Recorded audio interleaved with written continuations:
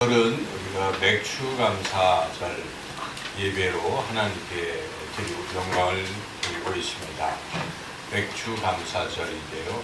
1년에는 이렇게 감사하는 절기가 두 번 있습니다. 7월 첫째 주에 드리는 맥추감사절이 있고 또 10월 말이나 11월, 원래는 11월 셋째 주에, 미국은 그렇게 드리고 우리는 우리나라의 벼농사, 추수 직후에 드리는 그런 절기이기 때문에 현실적으로는 10월 정도에 드리면 맞습니다. 그래서 그 날짜는 교회마다 서로 다른데 그러한 추수감사절이 있어요. 그래서 1년에 두 번의 감사절 예배를 하나님께 드리고 있는데 두 번만 딱 드리는 것이 아니라 예배 자체가 감사합니다. 그래서 이번 새벽 기도 중에도 하나님께 영광을 돌리는 길, 하나님을 영화롭게 하는 길이 감사하는 것이고 감사 찬양을 드리는 것이다. 이 말씀 통해 깨달았는데, 그래서 우리 삶에는 늘 감사가 끊어지지 않도록 감사하는 삶이 하나님께 영광을 돌리고 또 우리가 감사를 통해 또 감사할 일이 생기는 것이고 축복받는 그런 통로가 될 것입니다. 우리 모두 다 하나님 앞에 늘 감사하시기를 주님의 이름으로 축원합니다. 우리 이 말씀에 앞서서 먼저 짧게 추수감사, 이 맥추감사절이 무슨 뜻인가를 이해할 필요가 있습니다. 맥추절 할 때 맥은 보리, 추는 추수할 추니까 보리를 추수하고 드리는 절기다 이렇게 이해하면 되겠죠. 실제로 우리나라 보리가 한 6월 정도 되면 또 추수가 되기 때문에 날짜적으로 또 7월 첫째 주에 드리는 게 맞아요. 그래서 우리가 보리도 추수하고 또 가을이 되면 벼도 추수하고, 그래서 옛날 우리가 이제 농경 사회였기 때문에 어떤 큰 일을 하고 그 일을 하나님이 이루어 주신 것에 대해서 이렇게 감사하는 때가 바로 이런 절기라고 생각하시면 되겠습니다. 그래서 맥추감사 절기는 1년의 상반기, 하나님 베푸신 은혜에 감사하는 때라 이렇게 생각하시고 늘 감사하시면 되겠습니다. 단지 여기 이제 맥추절에 이 맥이 보리이지만은 보면은 유대인들은 그들이 짓는 농사, 그들이 이제 그걸 추수해서 감사하는 성경에 유대인들의 그 농사에서 이렇게 하는 것은 밀과 보리 두 가지를 하는 거예요. 밀, 보리. 그래서 우리가 밀과 보리 구별하기가 쉽지는 않은데, 밀은 좀 작다고 해서 소맥, 보리는 대맥 이렇게 한자로 쓰고 있는데, 이 이스라엘에서는 3, 4월이 되면은 거기도 밀을 추수를 한다고 합니다. 3, 4월에. 우리는 밀 농사를 잘 안 짓잖아요. 보리 농사만 짓는데, 근데 유대인들은 또 보리 농사도 짓는 거예요. 그때가 또 한 6월쯤 되는데, 그 사이의 기간을 보면 보리를 추수하고 처음 먼저 밀을 추수하고 처음 열매를 하나님 앞에 드리는 때를 성경에 보면 초실절이라고 해요. 초실절. 그때의 초실절은 첫 열매인데 그것은 이제 밀 농사를 말합니다. 근데 그렇게 첫 열매를 드리고 나서 77이 49, 또 약 50일. 그래서 77절이라고도 하고 오순절이라고도 하는 절기가 또 오는 거예요. 그래서 이 초실절 뒤에 그 시간이 지나면 그런 절기가 오는데, 그 절기 때 바로 이렇게 보리가 추수되는 그런 때라고 볼 수가 있어요. 그래서 우리가 77절, 오순절과 이 맥추 감사절은 거의 같은 그런 시간이라고 볼 수가 있습니다. 성경에 여러분들이 77절 이렇게 읽으면 이게 우리가 맥추감사절이구나. 그래서 맥추절을 지키라 어떤 데서 그렇게 나오고 성경에도 77절을 지키라 이렇게 나오기도 합니다. 그래서 여러분들이 그렇게 이해하시면 되고, 시기적으로는 밀을 처음 이제 추수하는 초실절이 그때 기간이 우리가 지내는 6월절, 6월절기가 있잖아요. 근데 우리는 6월절기의 의미는 예수님의 순환주간하고 6월절은 겹쳐 있죠. 예수님이 6월절에 어린 양이 되셔서 십자가에 돌아가신 것이죠. 그리고 우리는 부활절이 있습니다. 유대인들 그런 게 없지만 우리는 예수님 부활하신 그래서 순환절과 부활절이 또 연결이 있어요. 이런 절기들을 제가 장황하게 말씀을 드리는 것은 절기의 주인공은 사실은 예수 그리스도이십니다. 그래서 예수님이 태어나셔서 또 죽으시고 부활하시고 하늘로 승천하시는 또 재림하시는 이런 모든 것이 우리 1년의 절기에 이렇게 쭉 나눠서 돼 있어요. 그래서 우리가 절기를 통해서 예수님을 자꾸 생각하는 것이고 또 예수님의 은혜 속에 살아가는 그런 것이기 때문에 절기를 또 잘 기억할 필요가 있습니다. 그래서 맥주감사절을 우리가 이렇게 지키고 있는데 지키는 이유는 하나님 지키라고 하셨기 때문에 지키는 거예요. 첫째는. 그래서 신명기 16장 10절에 네 하나님 여호와 앞에 77절을 지키라 이렇게 나와 있습니다. 그래서 이 77절이 맥주절이고 그래서 명령하셨으니까 우리는 지키는 것은 마땅한 도리일 것입니다. 그런데 이 맥주절을 지킬 때 핵심이 있어요. 맥주절의 핵심은 감사에 있습니다. 감사. 그래서 우리가 맥주절 이렇게 하기도 하지만 맥주 감사절 이렇게 감사를 붙이잖아요. 그러니까 이 절기 지킬 때 핵심은 우리가 하나님 앞에 감사하는 거예요. 그러니까 여러분들이 감사가 체질화돼야 돼요. 쉽게 맥주절 내가 하나님 앞에 감사해야지. 부활절 주님이 부활하셔서 나도 부활하시니 또 감사. 이렇게 성탄절 주님이 오셨으니까 내가 구원받고 이렇게 절기 때마다 하나님 앞에 감사하는 그런 삶이 우리 신앙이 더 성장하는 길인 줄로 믿습니다. 감사절은 이렇게 하나님이 명령하시기 때문에 또 지키고 우리가 감사한 마음이 들어서 지키는 것인데 그런데 하나님은 왜 이렇게 명령하셨을까요? 우리 왜 감사하라고 자꾸 명령을 하실까요? 그것은 하나님 우리 이렇게 받으시려고 하는 이런 뜻이라기보다는 우리를 잘되게 하려고 사실은 감사하라고 하는 것입니다. 이 감사와 행복은 딱 연결이 되어 있어요. 그럼 우리가 느끼는 거예요. 여러분 감사하면 어떻습니까? 마음이? 감사한테 막 불안해지는 사람이 있어요? 슬픕니까? 감사하면? 아니에요. 감사하면요 행복해져요. 그래서 감사하는 마음을 가지면 행복해요. 똑같은 일이 일어났을 때 A라는 사람은 그냥 슬퍼해요. 그 일에 대해서. 그리고 근심해요. 걱정해요. 그럼 그 사람이 행복합니까? 행복하지 않습니다. 그러나 어떤 사람은 똑같은 일이 일어나도 그걸 감사하는 것입니다. 근데 감사하다 보면 마음이 어때요? 평화로워지고 행복해지는 것입니다. 그래서 감사와 행복은 직결되어 있어요. 그래서 하나님께서 우리에게 자꾸 범사에 감사하라. 이게 내 뜻이다라고 말씀하십니다. 데살로니가전서 5장 18절에서 그렇게 하나님은 우리에게 감사하라고 하시는 이유는 우리를 행복하게 하시려고 하는 것이다. 전에도 제가 이런 말씀 드린 것 같은데 어떤 심리학자가 12살에서 80살 되는 이 사람을 대상으로 조사를 했어요. 어떤 기간 동안에 글을 좀 써봐라. 그래서 그 사람들에게는 한편에 있는 사람들에게는 감사 일기를 써봐라. 매일매일 뭐가 감사한지 감사 일기를 써라. 어떤 사람들에게는 그냥 기록해라. 일기를 그냥 써라. 이렇게 딱 나눠놨는데 어떤 기간 뒤에 조사를 해보니까 감사하는 일기를 쓴 사람들은 굉장히 행복했다는 것입니다. 행복지수가 엄청 높아지고 또 하는 일도 잘 됐다는 것입니다. 일이 막 풀리고 그건 실제로 실험한 결과입니다. 그래서 감사하면요 하나님께서 그렇게 만드신 거예요. 감사하면 우리의 뇌와 이 호르몬계가 변화가 생기고 마음이 기뻐지고 병도 낫고 뭐 그러는 거예요. 그런 하나님이 우리를 그렇게 만드셨어요. 여러분 감사하면 행복해질 줄로 믿습니다.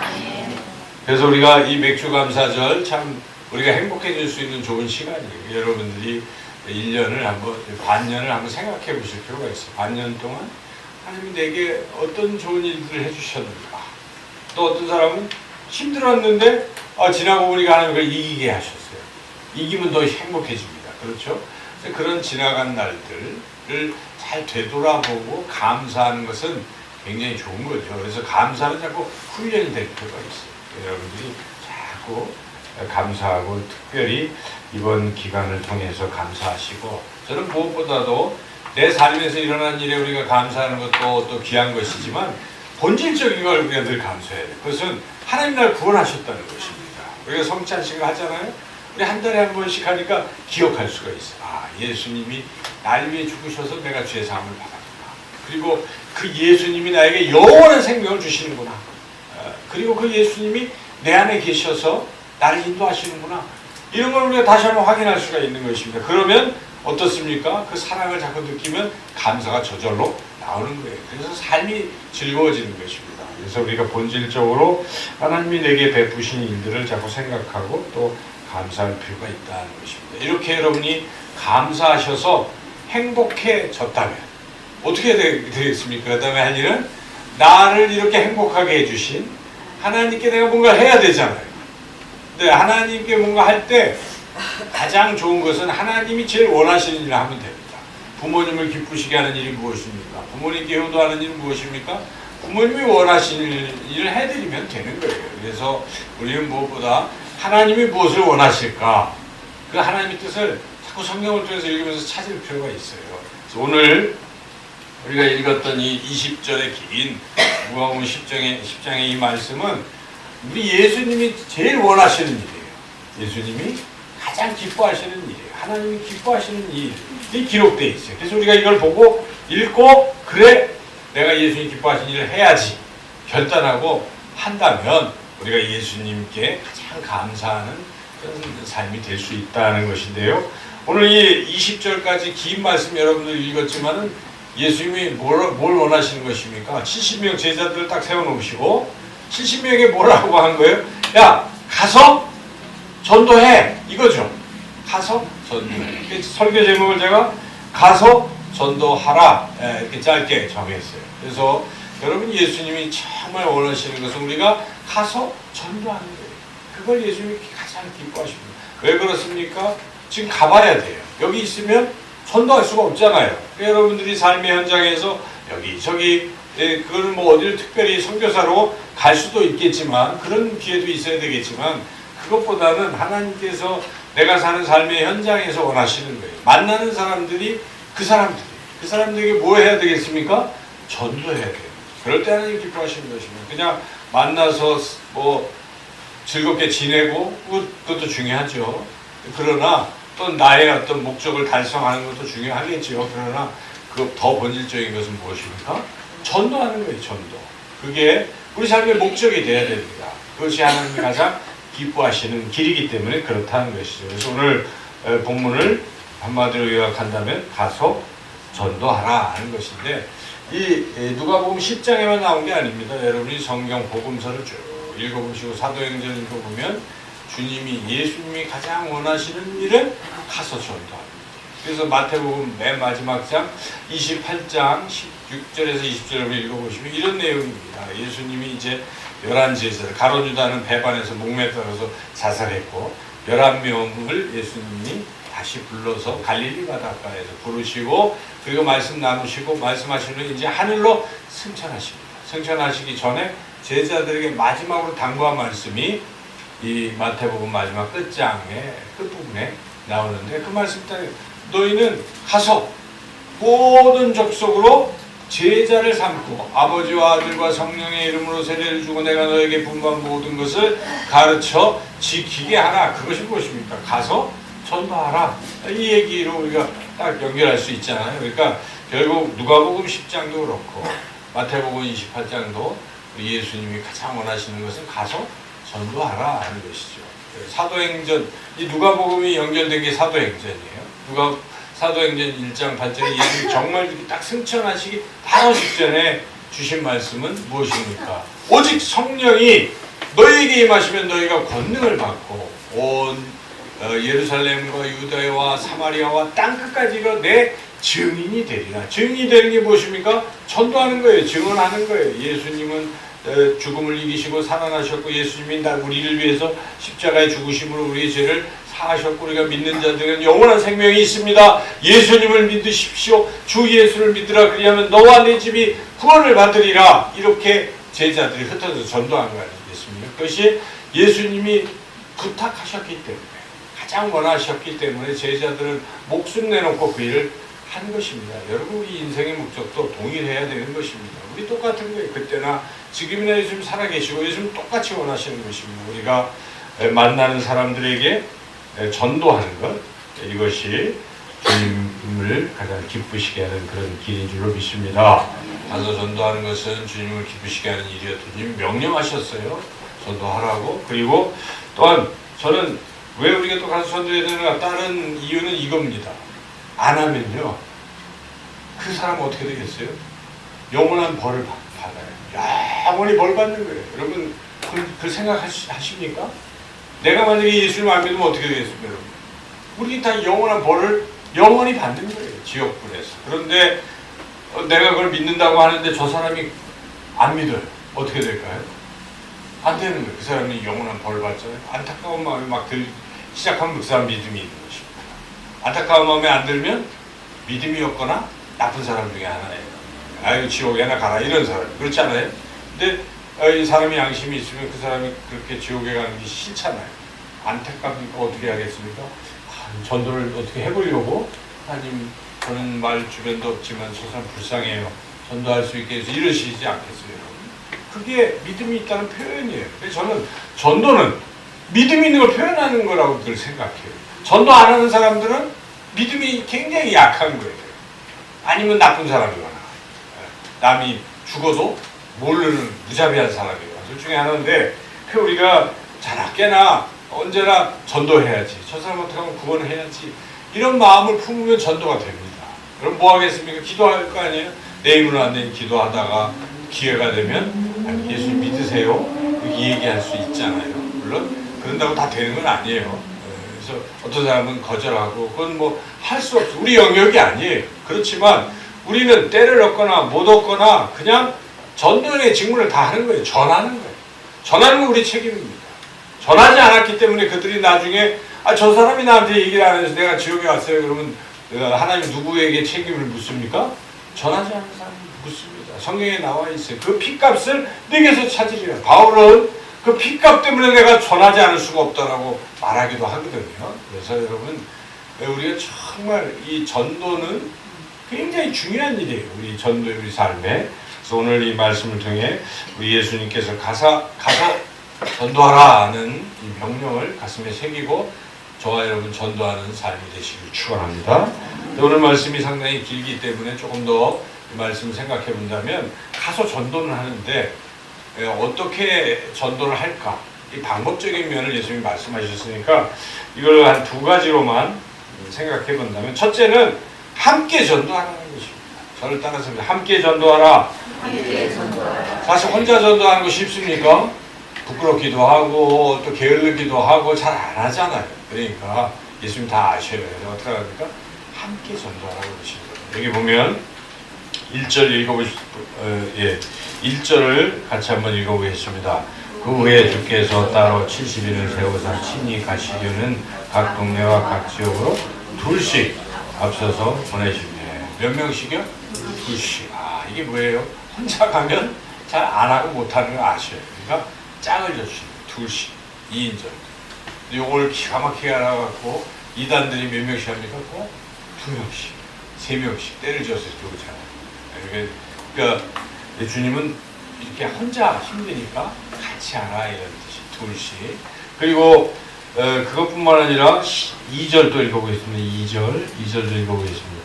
이르시되 추수할 것은 많되 일꾼이 적으니 그러므로 추수하는 주인에게 청하여 추수할 일꾼들을 보내주소서 하라. 자, 1절에 같이 가는 것과 2절을 생각해보면 무엇입니까? 혼자서 전도 안 되잖아요. 그죠? 이게 추수는 많이 해야 되는데 우리밖에 없어요. 근데 뭐 해야 돼요? 같이 전도할 사람 보내달라는 것입니다. 주여 하고 기도하시는 거예요. 그러니까 여러분, 교회가 작아서 우리가 전도할 힘이 없어. 오늘도 전도하잖아요.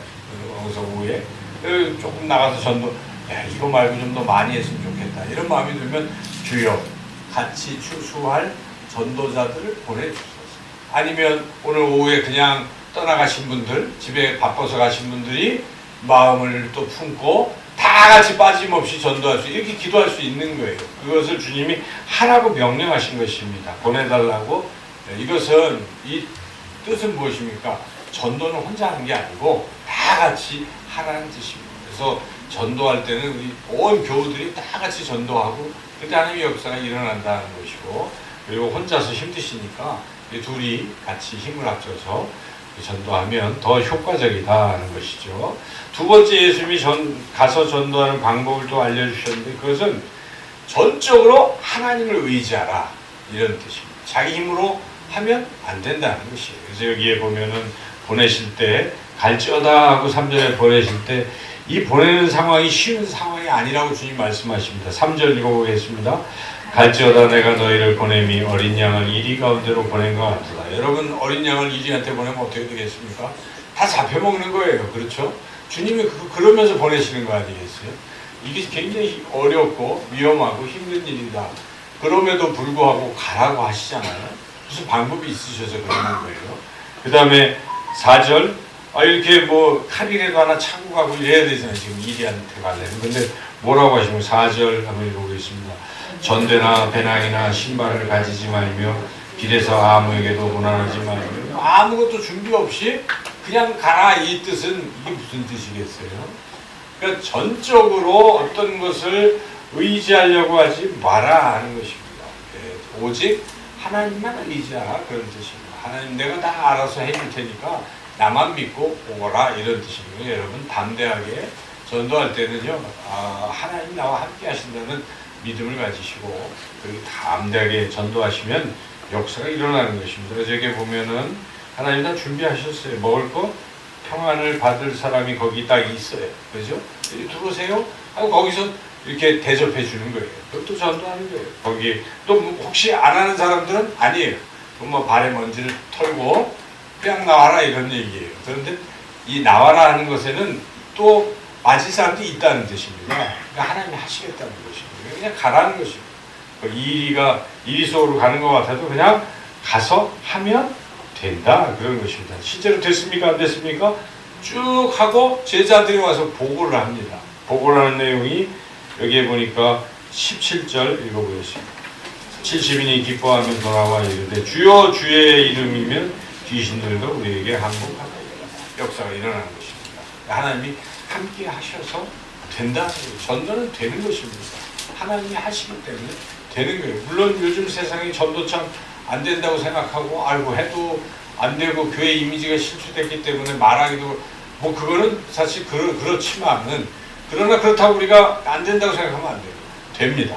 여러분 제가 어떤 목사님이 이 현재 그 통계 조사를 이야기하는 걸 제가 들으면서 참 감동을 받았어요. 제가 뭘 잘못 알고 있었어요. 우리가 한때 기독교가 이렇게 침체됐잖아요. 근데 지금 기독교가 올라갔어요. 더 늘었어요. 그리고 불교 확 떨어졌어요. 천주교도 확 떨어졌어요. 다 떨어졌어요. 그래서 지금 그리고 교회 학교가 없다고 하지만 그거는 출산율이 줄어들어서 그런 건데 애들 중에 70%는 너 어디 가냐 그러면 절가 한다는 애들 없어요. 요즘 천주교 한다는 애들도 없어요. 교회가. 그러니까 수는 많이 줄었지만 애들의 많은 부분이 교회를 간다는 거예요. 그러니까 지금 이게 희망이 없는 게 아니라는 얘기를 듣고 제가 그렇구나. 그동안 그거 핑계대서 막 이렇게 안 되는데 이게 아니에요. 그냥 보니까 그 핑계예요. 우리가 더 열심히 할 필요가 있습니다. 열심히 하면 하나님이 지금 하고 계신 거예요. 비록 한국 교회를 목회자들이나 또 여러 이렇게 추락시키는 일들이 있었지만 그럼에도 불구하고 영혼 구원의 역사를 하나님이 하고 계신 것입니다. 그러니까 우리는 안 된다라는 부정적인 생각을 떨쳐버리고 어떻게 되겠습니까?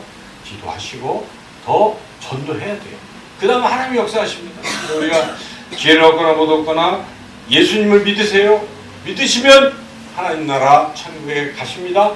그리고 이 땅에서도 하나님이 함께 하셔서 지켜주시고 형통할 것입니다는 이 복음을 단대히 선포할 필요가 있어요. 우리 자신도 그걸 못 믿고 이렇게 하면 안 됩니다. 믿음을 가지고 우리가 그렇게 하나님이 하실 것이다 믿고 하나님을 의지하시고 전도하시는 저와 여러분이 되시기를 주님의 이름으로 축원합니다. 전도하면 무슨 유익이 있겠습니까? 첫째는 물론 영혼을 구원하는 것이 참 큰 기쁨이 되겠죠. 근데 그 외에도 이길 수 있는 유익이 참 많아요. 오늘 본문에 보니까 아까 우리가 읽었던 이 말씀 가운데에 70인들이 돌아와서 보고하는 게 귀신이 항복한다. 이렇게 보고하잖아요. 그러니까 여러분 우리가 전도할 때 마귀를 이기는 겁니다. 어떤 사람은 신앙이 마귀에게 패배하는 신앙이에요? 이기는 방법이 있어요. 뭐 하면 이길 수 있을까요? 오늘 본문에 보니까 전도해보세요. 이기는 거예요. 전도하면요 유혹도 물리치시고 전도하면 근심도 떠나갈 수 있고 전도하면 그렇게 되는 거예요. 전도가 살 길이라고 생각하셔야 됩니다. 그래서 어찌하든지 전도를 하는 거예요. 전도를 때려. 그러면 자꾸 전도하면 마귀가 제일 싫어하는 게 뭘까요? 전도하는 거예요. 기도하는 거, 전도하는 걸 마귀 굉장히 싫어해요. 무서워요. 마귀는. 마귀가 초신자들을 우습게 보지만요. 초신자들 딱 앉아서 기도하면 마귀가 벌벌 떠는 거예요. 아무리 교회 오래 다녀도 기도 안 하는 사람 보면 마귀가 그냥 우습지도 않은 거예요. 마귀가 볼 때 기도 안 하고 목사가 기도 안 하고 있으면 겁도 안 나는 거예요. 마귀. 그러니까 여러분 기도가 이기는 것이고 기도하며 전도하면요. 전도를 해야 마귀가 떠나는 것이고 전도의 핵심은 마귀를 물리치는 거 아니겠어요, 여러분? 그러니까 지금 마귀에게 사로잡혀 있어요. 사실 세상 사람들은 마귀에 사로잡혀 있는 예수님, 그러니까 둘 중에 하나라고 생각해야 돼요. 그 사람들 그렇게 얘기하면 싫어하겠지만은 사실 그거예요. 그래서 하나님이 다스리시거나 아니면 하나님이 다스리지 않는 사람 누가 다스려요? 세상, 마귀가 다스리는 거예요. 그래서 마귀가 다스리던 사람들을 우리가 예수님을 믿어서 그가 결단하고 성령에 따라서 이렇게 딱 오면 마귀는 뭐가 된 거예요? 이렇게 했다가 이제 패배하는 거예요. 이렇게 해서 귀신에게 사로잡혀 있는 마귀에 사로잡혀 있는 사람들 다 하나님의 자녀로 우리가 만들어가는 과정에서 우리는 사탄, 마귀를 이기게 된다는 것입니다. 그래서 예수님이 전도하고 돌아와서 보고하는 그 사람들에게 계속 뭘 얘기하시면 18절에 사탄이 하늘로부터 번개같이 떨어지는 것을 내가 보았다. 그리고 내가 이 원수의 모든 능력을 제할 권능을 너희들한테 주었으니까 너희들이 절대 패배하지 않는다. 승리한다. 이런 말씀을 19절에 계속 하시고 20절에도 귀신들이 항복한다고 이렇게 말씀하지 않습니까? 그래서 여러분 전도는요 이렇게 유익해요. 영혼을 구원하는 것이요 마귀를 패배시키는 그러한 길이다 하는 것입니다. 또 하나 전도하면 굉장히 유익한 게 있어요. 저는 이 말씀 보고 은혜를 많이 받았는데 20절 같이 한번 읽어보겠습니다. 그러나 귀신들이 너희에게 항복하는 것으로 기뻐하지 말고 너희 이름이 하늘에 기록된 것으로 기뻐하라 하시니라. 뭐 어떻게 됐다고요? 하늘에 이름이 기록돼요. 우리가 전도하면요 하나님이 보고 계신다는 것입니다. 여러분 이렇게 전도를 하는 거예요. 욕도 먹고 참 힘들고 이 땡볕에 그런 분들이 계시잖아요. 여러분 길에서 보고 아유 좀 그렇게 되는 것도 아닌데 왜 저런 짓을 하고 있지 하는 사람이 우리 가운데 있을지 모르겠지만 그게 아닙니다. 하나님 그런 걸 전도에 미련한 걸 통해서 구원하시는 거거든요. 뭐 좋은 거 주고 한다고 됩니까? 먹을 때만 잠시죠. 그래갖고 전도되는 게 아닙니다. 그냥 기도하고 그렇게 하는 거예요. 그걸 보면 이단이라고 생각하기도 하겠지만 이상하게 근데 참 저 사람이 왜 그럴까 궁금한 거예요. 저 같으면 궁금하겠어요. 안 믿는 사람 입장에서 아니 왜 이 땡볕에 고생하세요? 물어볼 수 있겠어요. 그러면 그가 뭘 진리를 전할 때 그게 내 마음에 들어오면 받아들이는 거죠. 이렇게 구원의 길이 열리기 때문에 우리가 이렇게 열심히 하시면 하나님이 주목하세요. 그리고 그 일은 다 기록되어 있다는 것입니다. 우리가 전도도 안 하고 놀던 것도 기록되겠죠. 그러나 전도한 일은 하나님이 귀하게 기록된다. 여러분 이렇게 가서 전도하는 일은 유익한 것입니다. 오늘 말씀을 통해 우리가 주님이 가서 전도하라 하는 것을 가슴에 새기시고 오늘 또 전도도 다 함께 하시고 날마다 전도자의 삶을 살아가시기를 주님의 이름으로 축원합니다.